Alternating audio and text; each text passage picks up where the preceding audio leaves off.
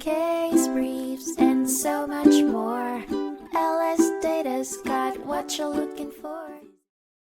A significant legal clash over the regulation of hydropower licenses in Oregon came to a head in the 2000 case Rivers v. Commission heard by the United States Court of Appeals for the Ninth Circuit. At stake was the ecological impact on fish populations and the Federal Energy Regulatory Commission's FERC authority in determining mitigation and protection regulations. All signs pointed to a complex legal battle involving hydropower facilities, fish and wildlife preservation, and the powers of the FERC over licensing decisions. Leading up to this case were provocative disagreements over the reissuance of a license permitting 2 hydropower operations for 40 years, but with expressly stipulated measures focused on protecting local fish populations. Laying the foundation for its verdict, the court first addressed FERC's method for determining these measures. It supported FERC's decision to rely on an existing project baseline and encouraged them to take into account contemporary environmental considerations.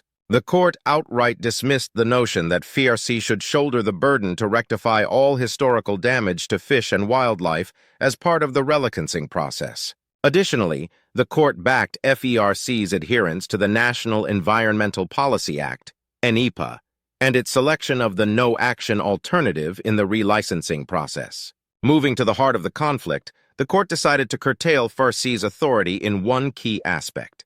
It upheld that the determination of fishway specifications, key in protecting aquatic life amidst hydro operations, should not be at FERC's discretion.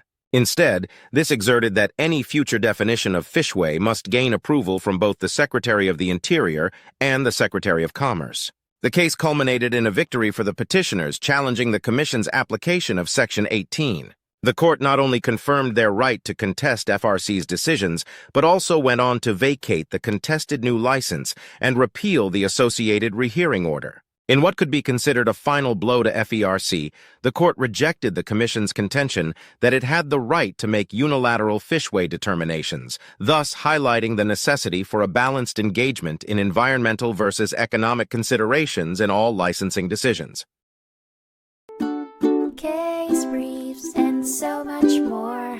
LSData's got what you're looking for. Visit LSD.law, elevate your mind. Leave the stress of class.